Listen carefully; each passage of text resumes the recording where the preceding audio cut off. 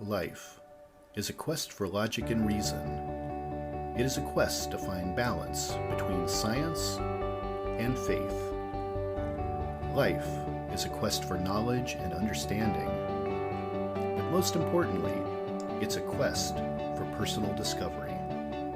Whatever your quest, knowing yourself is the beginning of all wisdom. Welcome to Quest.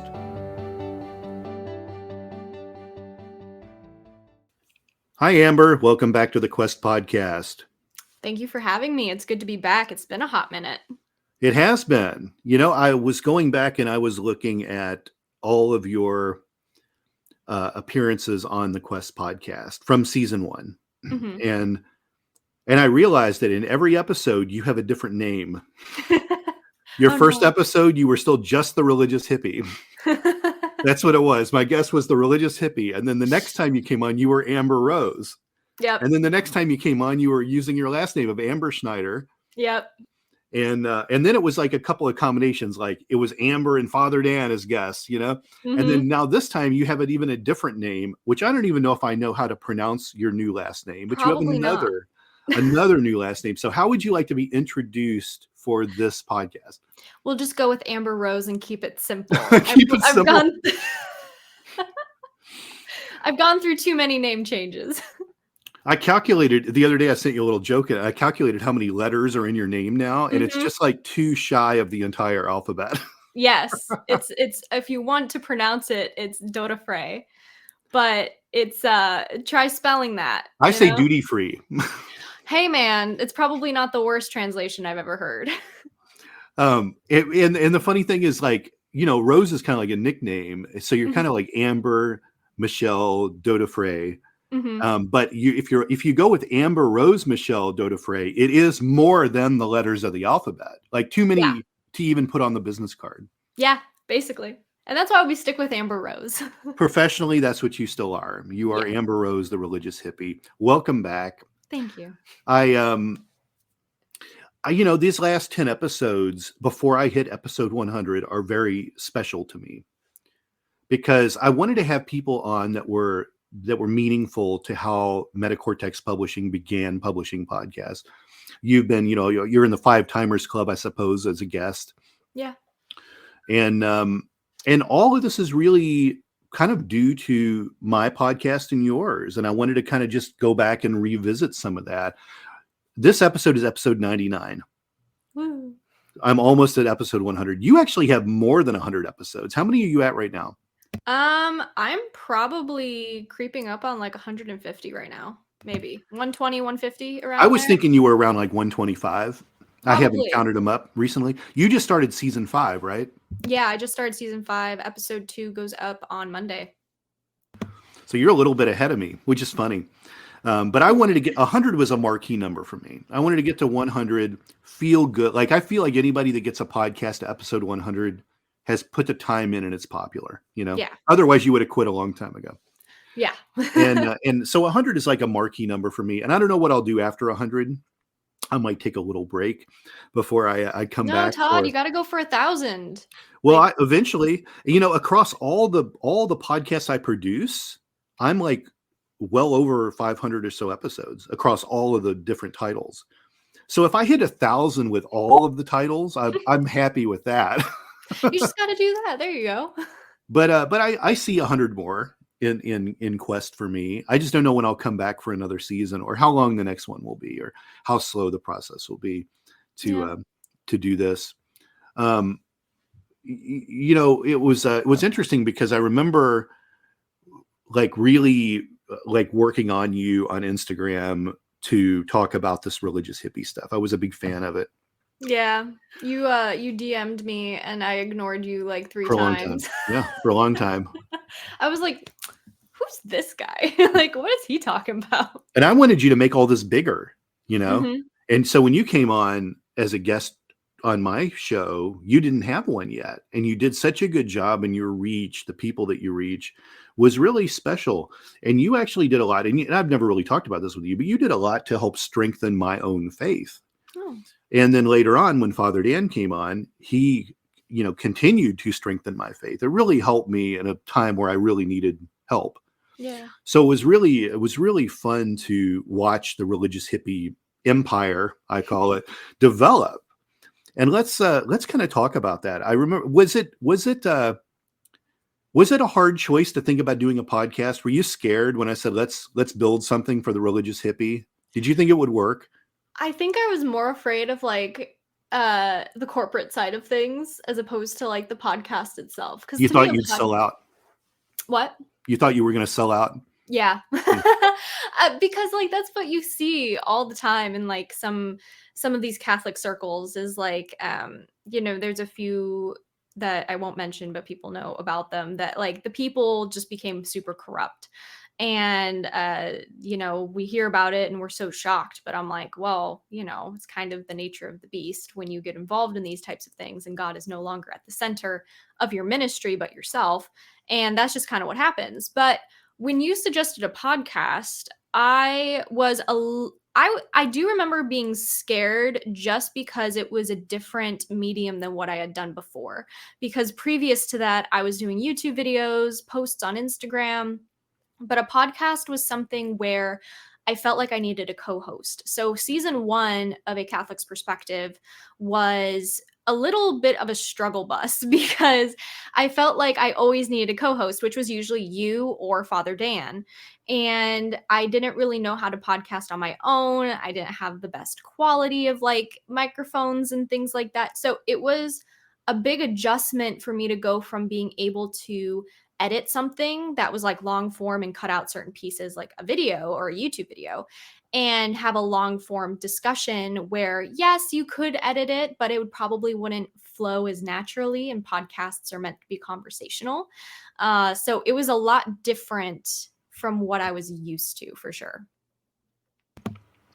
It proved to be a success. Yeah. And yeah. I remember, when I first met you, it actually was a really weird time for the religious hippie stuff because you had just gotten kicked off TikTok. TikTok decided they didn't want Catholic content, and you were gone, and you had a lot of followers. April of 2021, 1,100 followers, 100,100 followers. Yeah. And then when you were gone from there, it was just like you had kind of like a small Instagram following. Like it was all pulled out from under you, all that hard work. And I remember how devastated you were. Yeah. I mean, it was really difficult at first. I definitely think, looking back on it, there was a reason for it mental health wise, because TikTok just, it wreaks havoc on your mental health in general, no matter who you are. But it was definitely difficult for me to kind of let go of that. Mainly because I had so many followers on there who I felt more or less like I was abandoning them, even though it wasn't my fault. TikTok banned me. It's not like I left, right. But in a way I felt like I was abandoning those 100,000s of people who had followed me for years. I mean, at that point, I think I had my TikTok for like since 2019 and it was 2021. So like 3 years, and I had 100,000 followers, and I just kind of felt like, oh my gosh, are they going to know where to find me? Luckily, because TikTok did originally suspend me temporarily, I was able to tell people like, hey, I might get banned permanently. So here are some other areas you can find me: my podcast, YouTube channel, Instagram, Twitter, whatever. But I felt really bad just because I was like, all of a sudden I'm gone, and so many people relied on me for being educated in the faith or learning about certain situations or feeling not alone. And TikTok was so popular. Everybody was on there, but not everybody would have like Twitter or YouTube or something. Yeah. And I think certainly the podcast gave you a new reach. You reached some new people, and it became popular very quickly. Mm-hmm. And I remember having early conversations with you about how to build the ministry back up, because social media you were no followers. So again, I think it was something you were probably kind of like a little scared to go into without selling out. And I remember the first 2 things I told you to do was to put a wall calendar up so we could schedule things. Oh, I hated the wall calendar. Oh yeah. You probably have discontinued using it now that I don't harp on you about it anymore. I have a little guy here. He helps me stay focused. But yeah, so we plan things, right? And then also the statistics. that to always do the statistics so we could monitor where fans were coming from. And I think to this day, we've gone from you losing 100,000 followers on TikTok to just, 12,000 yet on Instagram. Today, across all your platforms, you're at around 500,000 people that follow what you do. Yeah. So in a short period of time, 4 years or however long, 3 years, 4 years that, you've been at this, it's grown tremendously. And your Catholic's Perspective podcast is actually a little bit popular than my Quest podcast in my statistics. No. I'm beating you. You are. You're beating me in the number of episodes and in overall listens. Not by much, but you are beating me though. Partially probably because I'm a girl, but Well, you pump out content more regularly than me. Yeah. Well, I mean, because I yap a lot. So it's like, people love when there's fresh content. The great thing is the bleed over, right? Like people see things on YouTube, then they go over and see what's on Instagram, and then they hear about your podcast and they want to go, people in the podcast find the other things. So the bleed over of fans is really the important aspect of it, I think. Yeah. And I've definitely seen quite a lot of it, especially now that I've started live streaming a lot more. That's kind of been my new niche because filming, editing, and putting up recorded videos on YouTube specifically has been very difficult because while I put in probably over 24 to 48 hours worth of work into one video, it's only available on YouTube and people can only go and view it on YouTube. Whereas when I now stream, which was something we discussed as well, and we were talking about, diving a little deeper into it. But I really wanted to keep it more casual and live stream and kind of just stream when I want to at the same time every, during the day, but just different days when I'm available as opposed to having a strict schedule. And that took off because it's available on X, which was Twitter, Facebook, LinkedIn, all of these places where previously my videos couldn't be viewed and I was getting separate views from them. And so that way people learned not only was I across all these platforms on Facebook and everything, but they could also watch it on YouTube, and so I think that helped a lot with the bleed over of followers into other social media programs because they realize oh yeah, I can still be on Twitter and still catch her live stream. I don't have to download a new app for it. Right. For those listening, if you haven't noticed, Amber's really stubborn. It's true. So it took a while to push her toward reaching me, toward doing the podcast, toward building the business, toward live streaming. Sometimes it takes a while. It's like those trees from Lord of the Rings that walk around and take forever to make decisions, It's not today, young hobbit. We take a long time to decide things. Yep.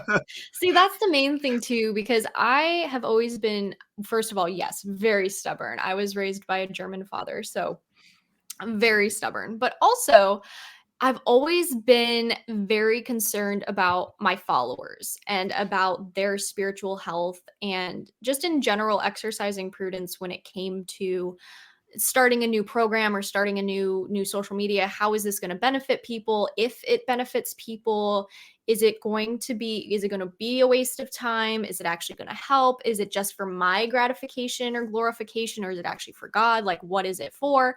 And so it takes a long time for me to kind of wrestle with all of that and work through it all. And then if I decide okay, yeah, but there needs to be some changes to it, then it ends up being a lot better. But I always have to wrestle with all of the questions I have in my brain. It's is this what's best for other people? Is this for me or is it for God? All of these things play a role. That really rubbed off on me a lot and changed my leadership style in my own companies to really contemplate on decisions.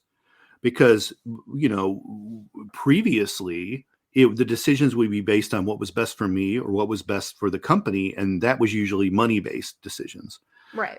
So when I started to kind of, and I'll use the term spiritual. I know you hate when I use the word spiritual, but I'll say when I try to include that type of reasoning in my decisions, it changes the way I want to do things. Yeah. So it makes you think about the other perspectives and not just how you see your company, but how others perceive your company. Yeah, And, for sure. yeah. And I've seen as the Religious Hippie NFP has grown, you've tried a lot of things. You've had your prayer groups, you had a book Book club club. for a while. Yep. You've definitely had merchandise that's come out. You've tried a lot of different things. Some things have worked, some things haven't worked. Some things we thought were just going to be grand slams would just petered out and didn't work. And then the other things surprised us, Yeah. especially like the streaming, how like that just took off. Like, why weren't we doing this before? It was, Exactly. I think too, when it came to the streaming thing, that took a lot of like, I don't know, it took a lot of time to try and figure out how to make it work. Not because of the streaming itself, although it did take a long time for us to figure out the software that worked the yeah, the best. technology was a little bit of a problem. Yeah. That was okay, trying to troubleshoot the the camera to make sure the frame rate was what was on YouTube, and then YouTube, squishes down the frame rate so it doesn't look as good as it does on the camera, and there was lag issues. Like, the amount of times I think we tested it and just got nowhere with it was Hmm. so frustrating. It took us months. Yeah. And then finally, when we did figure it out, which took, like, hours and hours of researching and YouTube videos and having to put money into cameras or lighting or equipment and things like that. Finally, we figured it out, and now it's like the staple in my ministry. Like, that is the number one thing I do, maybe even live stream after this podcast. But this is like the number one thing I do now is live streaming, because not only do people get to interact with me in real time and I get to interact with them and get to know them on a more personal level, but they get to hear my tone of voice without like heavy editing. They get to hear me off the cuff without like, oh, should I have said that? Should I not? Like, I don't care. It's live now. It's out there for everybody. Yeah. So it's a different environment than very rigid, kind of strict editing that I had before and things like Yeah. that. Yeah. And it works well having the podcast too, because the podcasts are so topic based that people Yeah. could go back and look at 125 episodes and go, oh, I want to listen to that one. Yeah. And I want to listen to that one. And it's the same thing with the YouTube content. So much of that pre-recorded stuff, there's a lot of beginners guides there, Yeah. which they can also find on your website. So they can single out things they really want to know stuff about, where the live stream is Q&A. Sometimes there's a topic. But it's real, and it puts people next to you, and makes you a much Exactly. more real person. Yeah, and I think it helps that I started this because my YouTube channel started probably right after I got on TikTok, because people wanted long form videos of what I was discussing on TikTok. And so I was like, okay, cool. If I did a YouTube channel, is that something you guys would be open to? So many people said yes. So I was like, okay, I guess we're doing a YouTube channel. Now, I had no idea what I was doing. I had a camera that was actually a very high quality camera. It was a graduation present when I graduated from high school when I was 17, but it wasn't like a film camera or anything special. I didn't have a microphone. I didn't know how to link up, audio with video or anything like that. So the audio was a little meh, but the video was pretty cool. I was also very cringy, so I apologize for anyone who goes back and watches those videos. I was 19. I was homeschooled. I was awkward. But people really liked them. And I think they liked them because I wasn't trying to pretend to be somebody I wasn't. I was very authentic in my explanations and my what I talked about. I was never trying to deceive anybody. I was specifically just trying to discuss my own experiences coming back into the faith and the loneliness that kind of came along with that. And I found a community online. So when we started also being able to have my podcast on my YouTube channel through the RSS feed, that was very helpful too, because again, the bleed over of people, they could listen to the podcast who were on my YouTube channel. It was very helpful. You've definitely had several years of healing and finding your way, and that really, I think, hit a nice peak this year. And I think we can share this with the audience that you got married this year. I did. So Yeah. you had a lot of angst and bad relationships and things at the beginning of all of this, and it's come around full circle, and you found the love of your life. Yeah. I mean, it was so difficult in those moments too, because truly it was just like it was a struggle trying to come back into my faith, dating someone at the time who was not Catholic, and wasn't even really a practicing Protestant either. He, and he wasn't a leader, and I really struggled because my parents weren't practicing. My sister was, across the United States, so I didn't get to see her. I had no community. Eventually I was able to find some community at a church, but then I realized that the community there actually, a lot of the times, if not all of the time, went against what Catholics actually believe in. And I ended up having to go find another community about a year later, which I did. And I found my best friend Chloe and everything. And like, that ended up working out. And a couple years later at that same community, I ended up meeting Max, who's, my husband now. And so it's interesting how things happen, but yeah, the struggles I went through. One guy I dated, he was very, very, very abusive, but he wanted me to give up my ministry because he thought it was a form of pride for me, and that it was like really toxic that I was online or something. But he never actually bothered to watch my videos or anything. And I was just like, no, actually, I'm helping people. I'm trying to help people. And if you perceive it as a form of pride, well, then you don't actually understand what my ministry is about. And for me, it's like, I've always had that thing where if God were to take away my ministry the next day, am I going to be like completely devastated? Probably. But will I live? Yes. Because at the end of the day, it's for him. It's not for me. It's not for my glorification.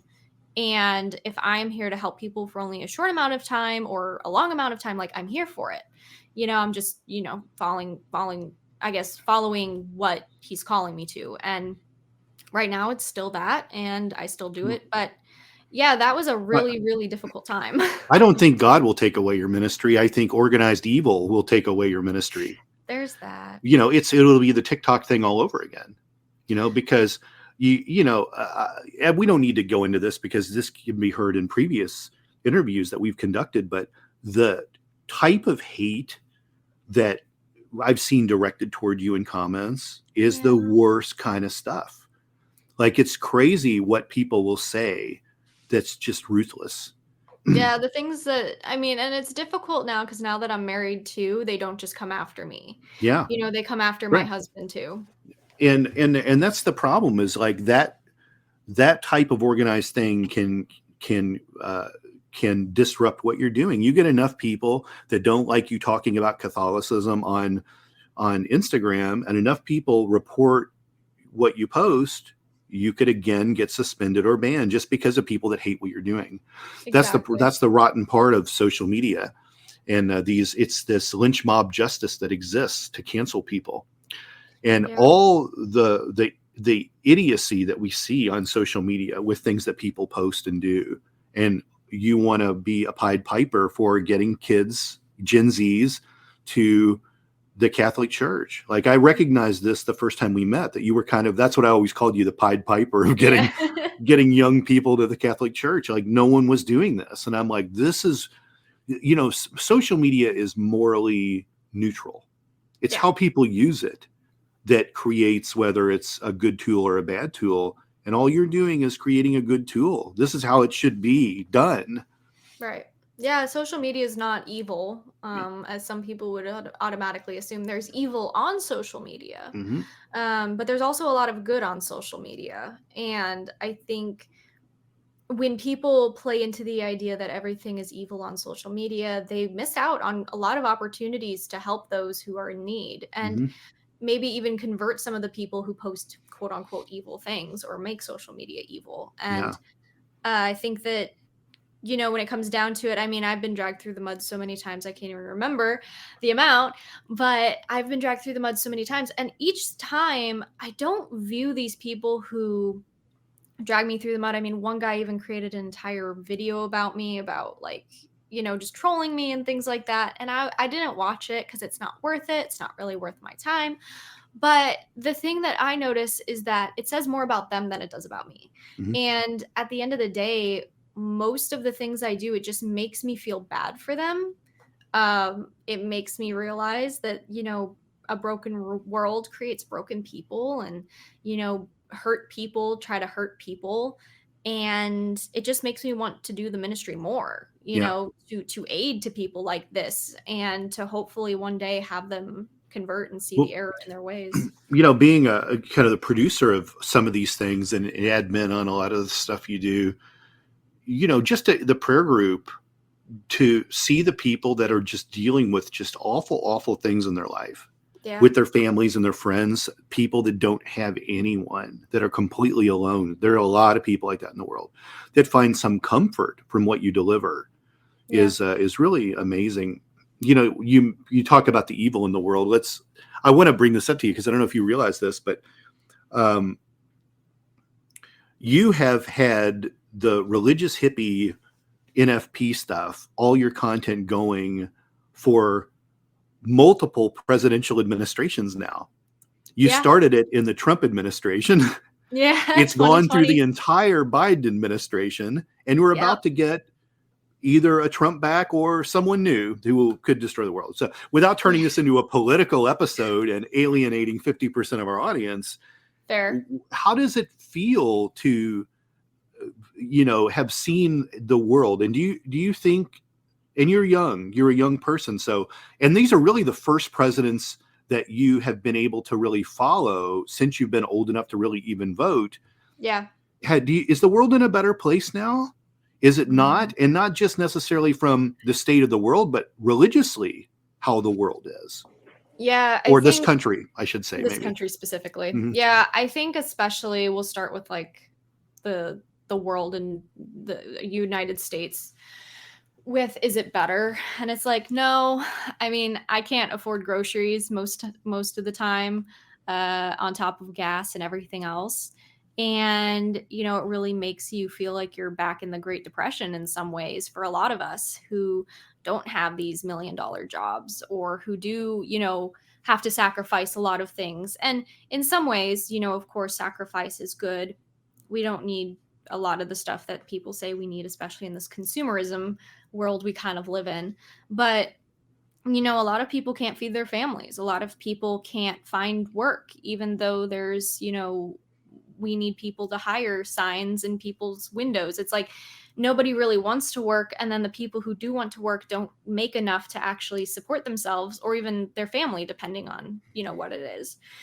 So that's been a big change. And it's like when I was, when Trump was in office, I was younger.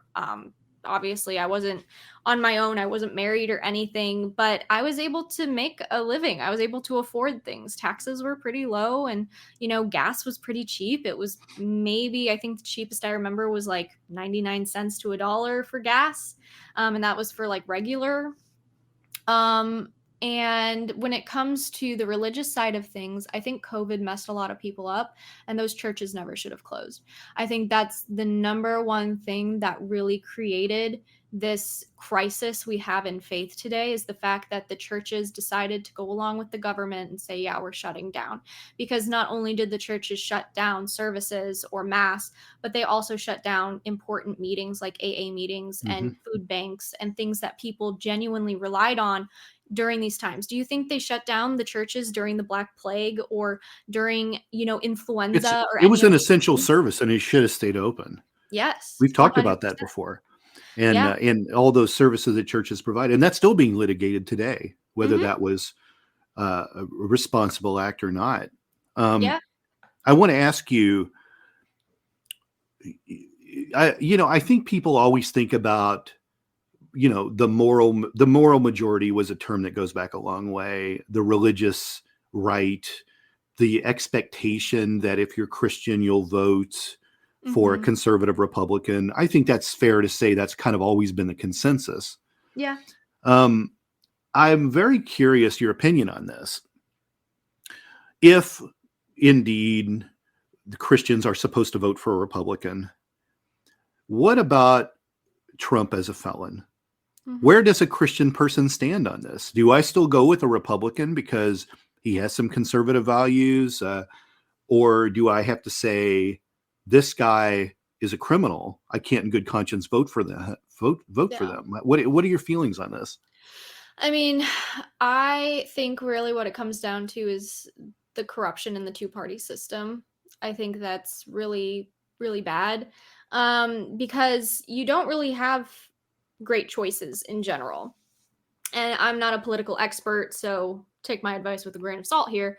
But technically, what happens is it's like you have to vote for the lesser of two evils.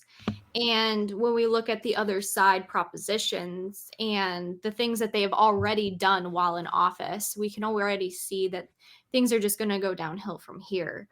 And, she is openly very pro abortion. There are all these things. Now, Trump is also openly pro abortion, but he also got Roe v. Wade overturned.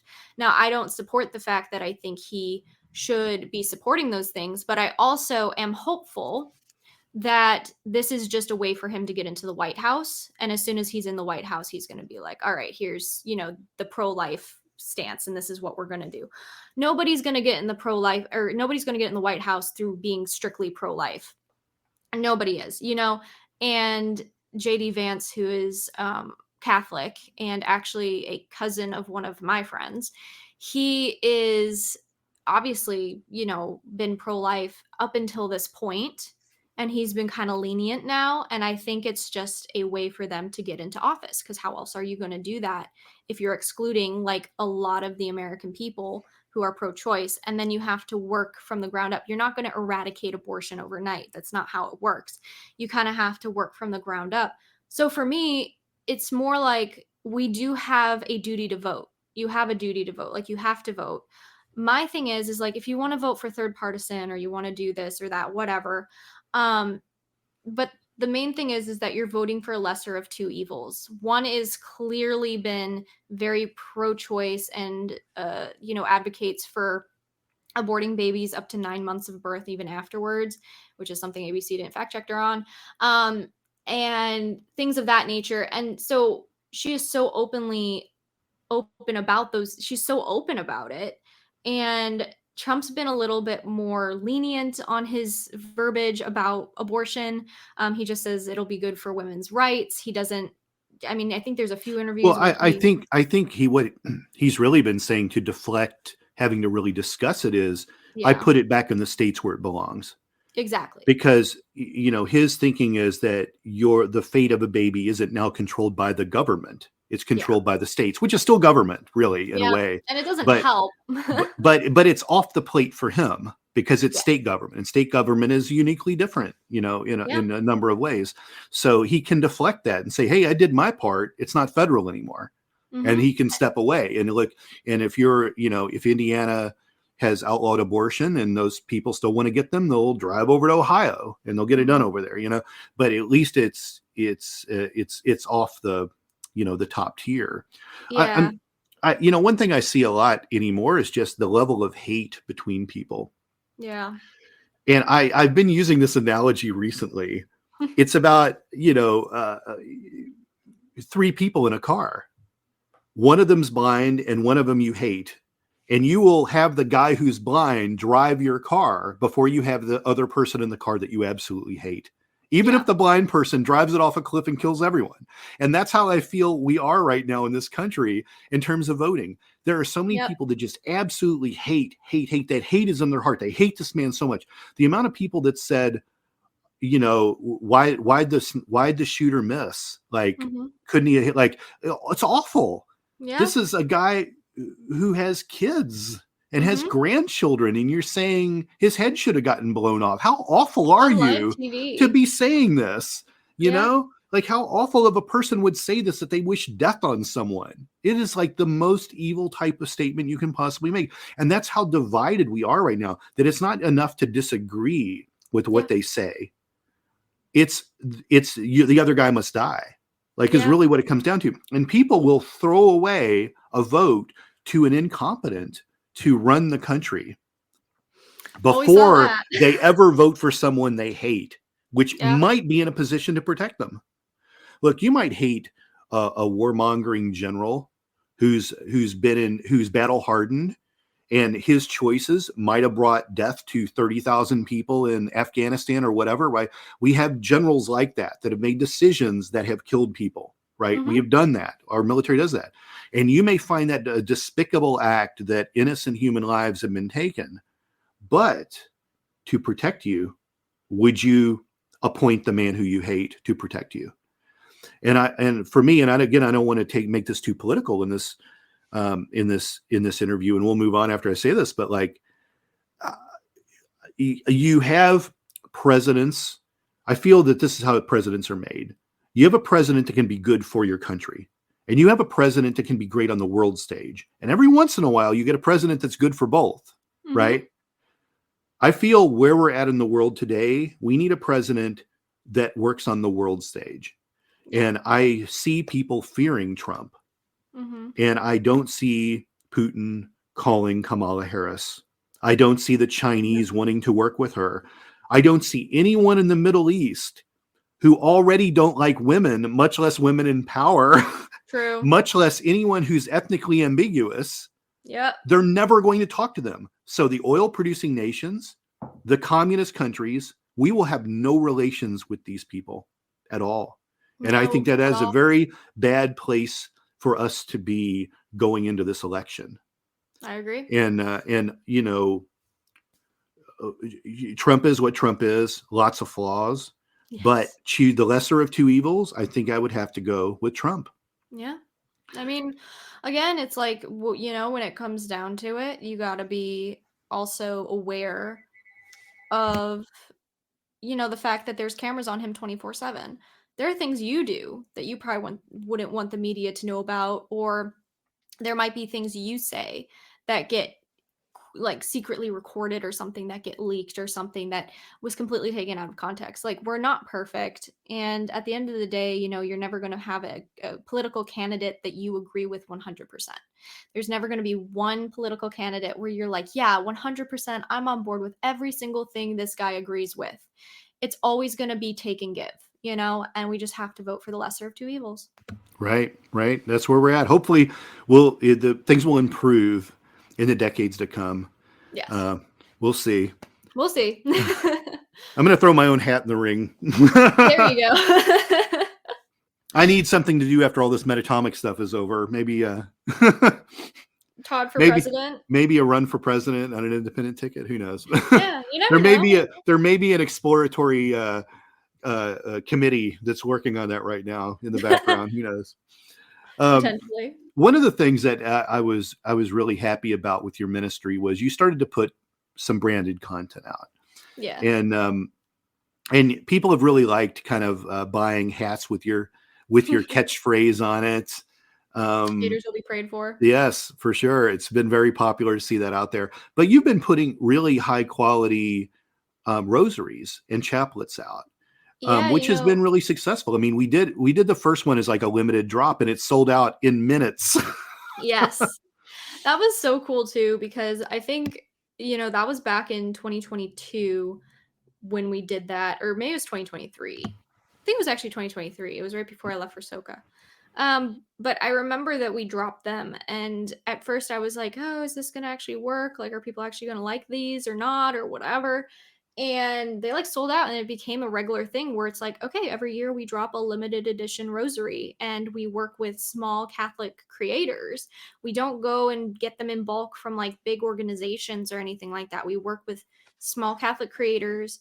Obviously we pay them, we design them together, and then we promote them, you know. And so not only do they get a little boost in their revenue and what they're doing, but also it helps the ministry out, because then we're able to still fund, you know, new equipment, or just in general anything. Have new services and a lot of different things. Yeah, the exactly. money you make goes to support the ministry. Exactly, because we have a lot of things like streaming services and stuff that are regular payments that we need to pay. And in general, it's just really nice to be able to put that money back into the ministry and get more stuff out of it, you know, whether that's more limited edition rosaries or, you know, whatever it is. It's just really helpful. And they're incredibly high quality. They're really nice. And at the time of this, the release of this episode, you have another one coming out. Do you want to talk about that one? Yeah, so that one's coming out on October 7th. That's for the feast day of Our Lady of the Rosary. I'm really excited for that. They're beautiful. They are made out of wood. So the Hail Mary beads are wood, and then the Our Father beads are beautiful jasper gemstone. Absolutely gorgeous. And then there is metal crucifix and a miraculous medal for the centerpiece. And you know, these are obviously a little bit, I like to be able to have different rosaries for different price ranges every time I do a limited drop. And the previous ones, we've had them for 50, we've had $75 ones, but these ones, I really wanted to make sure they were accessible to anyone and everyone. So these are only $40 donation and shipping's included. Yeah. Yeah, so these are really, really great. I love these. They're beautiful. Yeah, they're really nice. What can the audience look forward to in the future for Religious Hippie stuff? Is there anything you can talk about? I always keep pushing you for a book. Oh, I know. life events make this book ever expanding. So it's not like we can like circle, okay, this is the end of the book because something new comes up. We won't get into any of that in this interview, but like, will we ever see a Religious Hippie book? Yeah, I think we will eventually. I think right now with everything going on, for those who follow me know and understand what's going on family-wise, but then also just getting married and everything. And I really want to write one, but I'm also trying to figure out the proper timing because things just keep happening where I'm like, this would be great in the book. All right, we'll just add her in. And at some point, I'm just like, when is this just going to become a biography? Like at this point, I feel like an autobiography is good. But yeah, I'd like to put out a book eventually, even if it's not necessarily biography, but just about, maybe a small book about devotions or something. We'll see. Kind of working on that, trying to get a little bit more stable in the live stream area, and then of course season 5 of A Catholic's Perspective is going, and I still plan on continuing that. And yeah, I mean, I do talks and things like that too, so stay tuned for when those happen. And yeah. So how can people find you out there on social media and the interwebs? Yeah, so you can find me on my main website, which is thereligioushippie.com, or you can go to basically any social media platform except for TikTok, as we mentioned earlier, and type in The Religious Hippie, and you will find me because I am right there.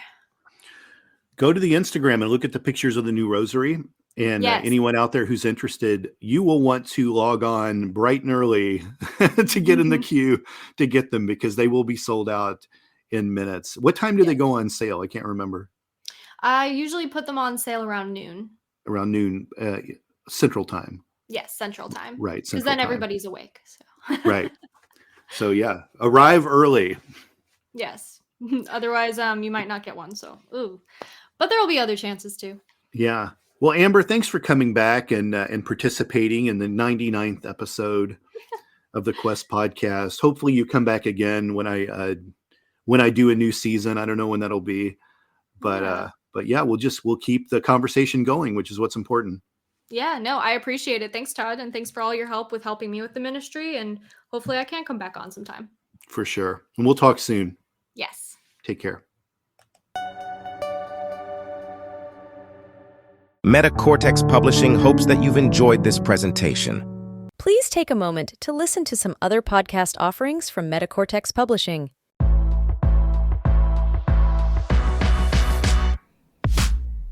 The Danceology podcast interviews the great masters of dance, the working professionals starring in today's most exciting shows, and the rising stars ready to amp up the craft. I'm your host, Edyta Stawenska from Dancing with the Stars. Join me as I dive into the world of dance, uncovering unique stories and the fascinating personalities of industry professionals on Danceology.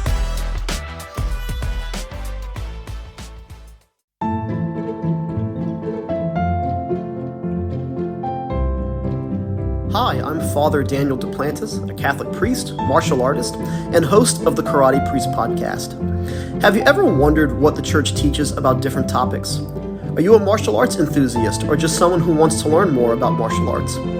I'd like to invite you to join me and many guests on my podcast as we cover topics of faith, everyday living, and martial arts on the Karate Priest podcast. The No Earthly Explanation podcast investigates the things that are unexplainable, hosted by world-renowned investigative researcher Donald R. Schmidt and scientist Ellie Ringo. Follow them as they look for evidence for things that have no earthly explanation.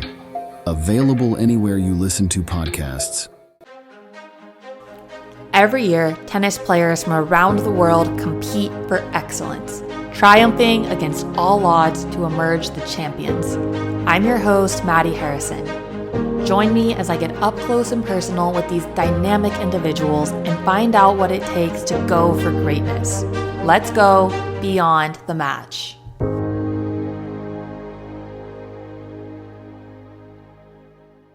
Cult Following is a podcast that studies the personalities and common traits of cult leaders and their followers.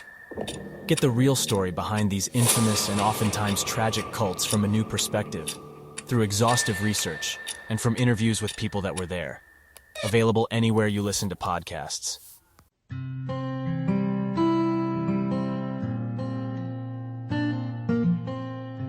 Hi everybody, I'm Amber Rose, the Religious Hippie, and I host the podcast A Catholic's Perspective. Join me every 2 weeks as I release episodes targeted towards helping young Catholics navigate their ever-changing secular world while staying strong in their faith. Whether you are a Catholic or not, all are welcome here. So if this is something that interests you, feel free to tune in. You can find A Catholic's Perspective on Spotify, Apple, or wherever you listen to your podcasts. I hope to see you there. Bye!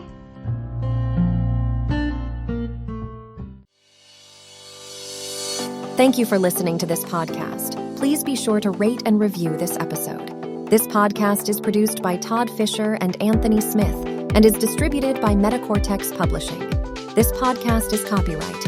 Any previously trademarked or copyright content is used by permission. Information and opinions stated in this podcast should not be construed as medical advice.